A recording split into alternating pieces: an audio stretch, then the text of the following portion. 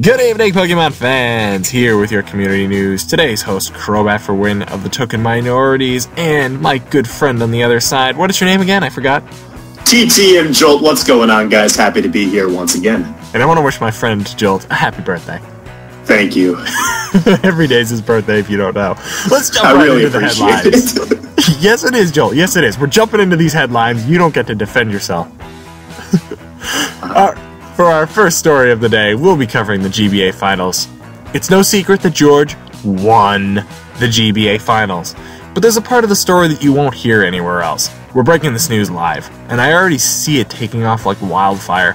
We have sources, spoke under the condition of anonymity, that stated that George colluded with the Russians to get a game-winning crit at the end of the GBA Finals, and Russian President Vladimir Putin was caught smiling today. George made a statement about the accusations. He called the Russian probe of his win a witch hunt and called for it to end. Multiple unnamed sources have silenced George since then, telling him to stop obstructing their witch hunt. This investigation is ongoing and probably will for the next year or two. Our next story involves some drama between Joder and Iron Flash Gaming, aka Zazo, over Twitter. This is what Joder had to say on Twitter. People trying to start drama with me because their league has a bad rep and most of mine didn't want to deal with douchebags? Okay.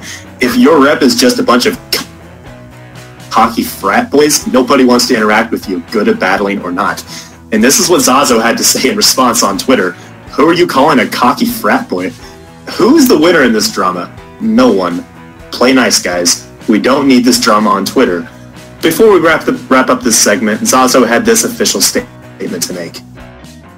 Hey, what's rockin', fam? I got this lit frat party coming tonight, bro, at the bangin' Starbucks down the street. We about to get turned up, boys, so don't miss out. Competitive players only. Wow, Zazo, that is bold. Here's a look at the damage done to the environment after Zazo's last frat party, courtesy of Keegan Gaming's YT, aka Fog. Well, I guess Zazo's a popular guy today. He also caused some drama on the Smogon forums. Here's what he had to say. Warning, it's long. Over the past month, I've become a vegan. I've completely cut out meat and dairy from my diet, and I've never felt better. After a lot of thinking, I've come to the realization that killing trillions of animals annually is horrific. In fact, factory farming is worse than the Holocaust if we're comparing the number of deaths. Now, by reflecting these same principles across all aspects of my life, I've come to notice what I'm really doing by playing Pokemon. Let's face it, we all know that Pokemon aren't fainting, they're dying. Just like the animal Holocaust victims. Americans were upset when a plane crashed into a building many years ago, but we don't even bring up the topic of rape culture in the dairy industry with cows. It's truly disgusting. I'm taking a stand today to promote animal rights by ending the war on killing animals in Pokemon. It starts when we're young, accepting it in a virtual game, than to justify doing it when we're older. I've had enough of the hate, torture, and violence in Pokemon. I truly believe that the reason we have things like dogfighting is due to the wide acceptance of Pokemon battling. We all need to take a stand to end this. Thank you. Now that was Zazo as a reminder, that was not me. But I don't know how anyone could take that seriously. Frankly, it is fake news. Michael Vick never played Pokemon and he still did violent things with animals. Frankly, Zazo, you're drunk. Go back to frat boy partying.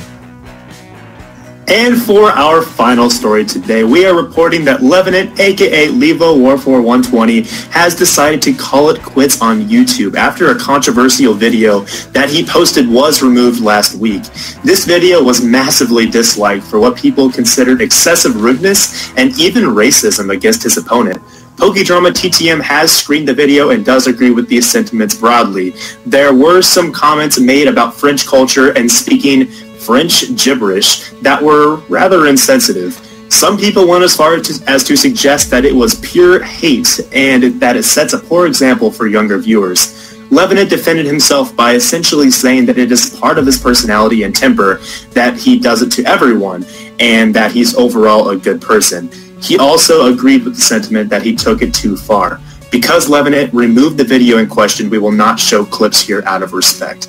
At the end of the day, Pokedrama TTM does not condone any of the comments made in that video, and I want you to make up your own mind on the situation. However, I personally have a little bit of empathy for Lebanon. He doesn't seem like a horrible or irredeemable person to me, broadly speaking. He certainly has his flaws, and they were evident in the video. His comments were unacceptable, but I think he could use this as a chance to grow, improve his personality, and perhaps come back one day with a new determination to show people that he has changed. I hope that he manages to accomplish this feat, and I truly want to wish him well. Feel free to discuss your opinion on this topic and any of the other topics in the comments. Yeah, and to close things off, I just want to let you all know that we are considering making Pokedrama TTM a weekly segment on this channel. To make this possible, we will need you to submit news to us over Twitter. Tag us at Pokedrama TTM and use the hashtag Pokedrama TTM hashtag whenever you see drama brewing, and you could be sure that we'll be there. I think we're pretty much good for the day. Those are the main stories of the week. Joel, do you have any final remarks? Nah, better luck next time, buddy. Alright, so, peace out, guys, and we will see you next time. Bye!